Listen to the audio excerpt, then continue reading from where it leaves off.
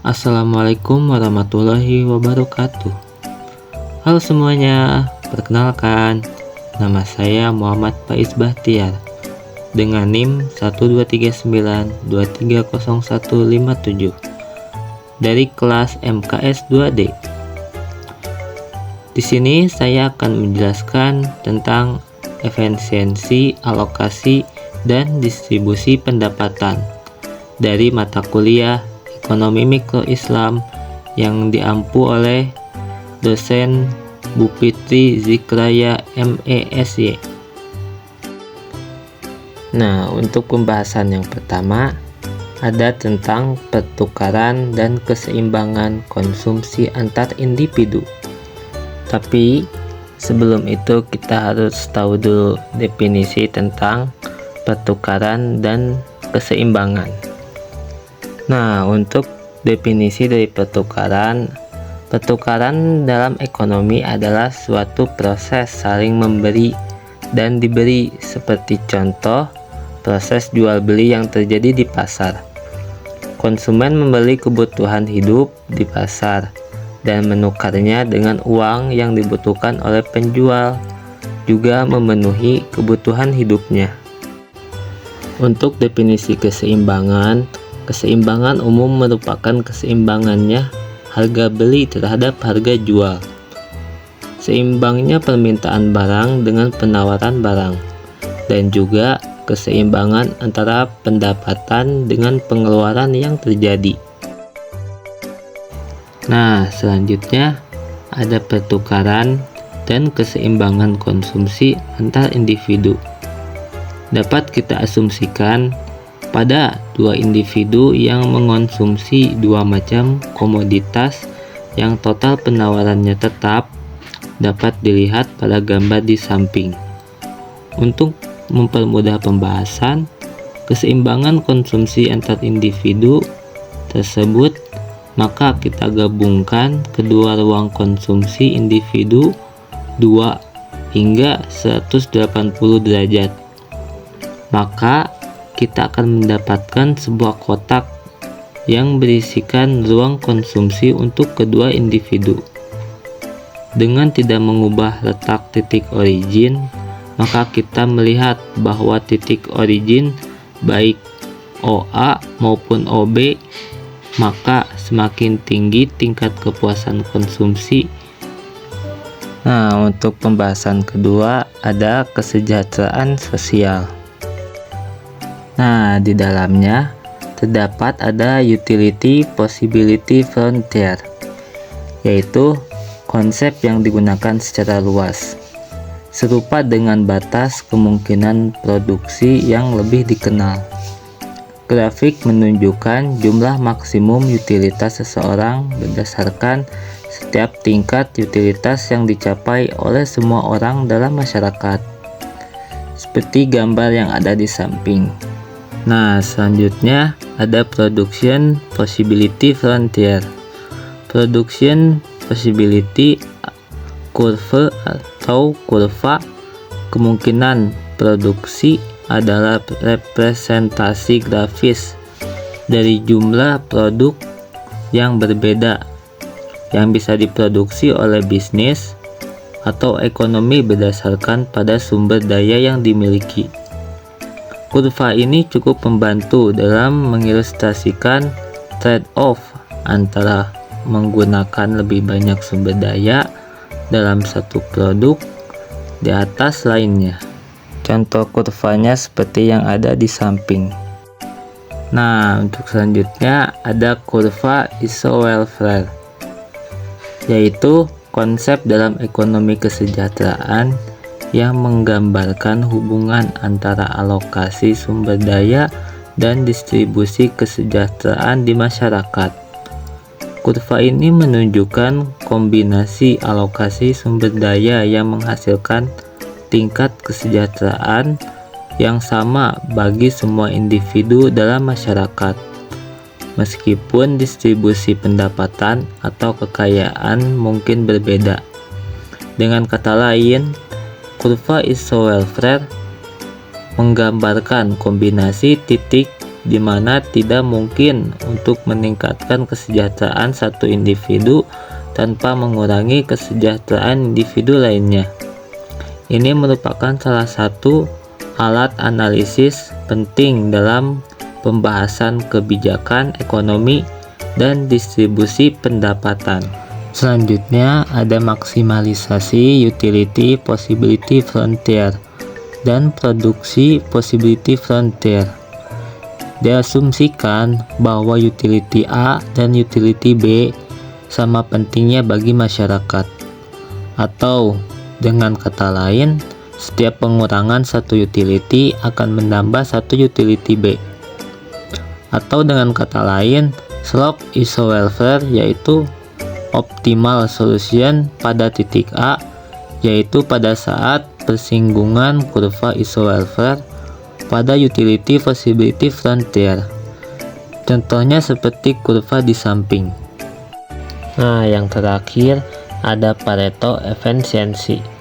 Pareto efficiency adalah konsep dalam ekonomi yang mengacu pada situasi di mana tidak mungkin untuk meningkatkan kesejahteraan satu individu tanpa mengurangi kesejahteraan individu lainnya. Dalam konteks ini, efisiensi Pareto dicapai ketika sumber daya dialokasikan sedemikian rupa sehingga tidak mungkin untuk meningkatkan kesejahteraan seseorang tanpa mengurangi kesejahteraan orang lain. Artinya, tidak ada cara untuk membuat seseorang lebih baik tanpa membuat orang lain menjadi lebih buruk. Untuk pembahasan ketiga, ada efisiensi dan keadilan. Efisiensi adalah perbandingan antara input dan output, di mana input digunakan setepat dan sebaik mungkin untuk memperoleh output yang terbaik. Efisiensi alokasi menjelaskan bahwa bila semua sumber daya yang ada habis teralokasi, maka akan mencapai alokasi yang efisien. Tetapi tidak dapat dikatakan bahwa alokasi tersebut adil. Untuk pembahasan keempat, ada perbandingan konsepsi optimal di antara ketiga sistem. Nah, untuk sistem yang pertama ada sistem kapitalisme klasik. Dalam ekonomi kapitalis, diakuinya kepemilikan harta pribadi secara penuh dan tidak ada kebebasan yang sempurna. Sebagian dapat memperoleh kebebasan yang lebih daripada yang lain. Di samping itu, juga adanya trade-off antara equality dan efisiensi dalam alokasi sumber daya guna memaksimalisasi output dan kesejahteraan sosial, mengimplikasikan adanya distribusi pendapatan yang tidak merata.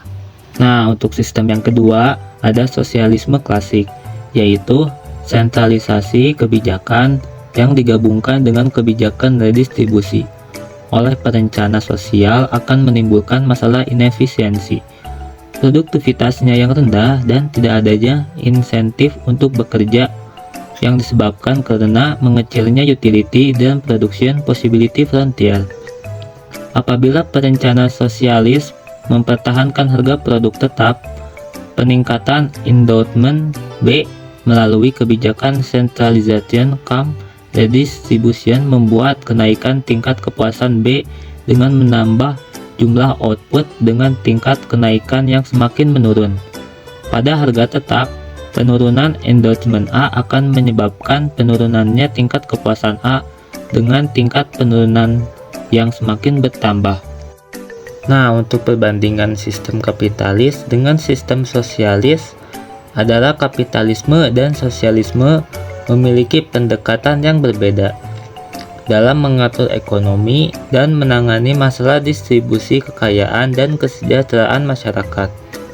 Baik kapitalisme maupun sosialisme memiliki kelebihan dan kekurangan, dan penerapan yang tepat tergantung pada nilai-nilai, preferensi, dan kondisi ekonomi dan sosial masyarakat tertentu. Nah, untuk sistem yang selanjutnya ada Islami, yaitu mengacu pada cara mengatur dan menggunakan sumber daya ekonomi untuk mencapai kesejahteraan maksimal individu dan masyarakat. Dengan memperhatikan prinsip-prinsip syariah, sistem ekonomi Islam mencoba untuk menyatukan prinsip-prinsip ekonomi dengan nilai-nilai dan prinsip-prinsip Islam untuk mencapai kesejahteraan masyarakat secara keseluruhan. Ini melibatkan regulasi yang ketat untuk mencegah praktik-praktik yang bertentangan dengan syariah, serta perhatian pada distribusi kekayaan yang adil dan upaya untuk mempromosikan keadilan sosial. Nah, untuk pembahasan kelima, ada contoh kasus efisiensi alokasi dan distribusi pendapatan. Untuk contoh efisiensi alokasi adalah ketika seorang petani memutuskan untuk menanam padi di lahan yang subur dan cocok untuk pertanian padi, sehingga menghasilkan hasil panen yang optimal. Untuk contoh kasus distribusi pendapatan, ketika sebuah perusahaan teknologi memberikan bonus karyawan berdasarkan kinerja mereka, sehingga mendistribusikan pendapatan secara adil berdasarkan kontribusi masing-masing individu. Nah, jadi kesimpulannya, keseimbangan konsumsi antar individu yang optimal tercapai pada kondisi efisiensi Pareto, di mana tidak ada kemungkinan untuk meningkatkan kepuasan salah satu individu tanpa mengurangi kepuasan individu lainnya. Kesejahteraan sosial maksimal dapat dicapai melalui alokasi sumber daya yang efisiensi dan distribusi kesejahteraan yang adil. Sistem kapitalis menekankan efisiensi, pasar sosialis menekan keadilan melalui intervensi pemerintah. Sementara sistem Islam berupaya menyeimbangkan efisiensi dan keadilan berdasarkan prinsip-prinsip syariah serta mendorong peningkatan produktivitas dan pendapatan masyarakat secara keseluruhan. Mungkin sekian dari saya. Terima kasih untuk semua yang menonton. Mohon maaf apabila ada kesalahan. Wabillahi taufiq wal hidayah. Wassalamualaikum warahmatullahi wabarakatuh.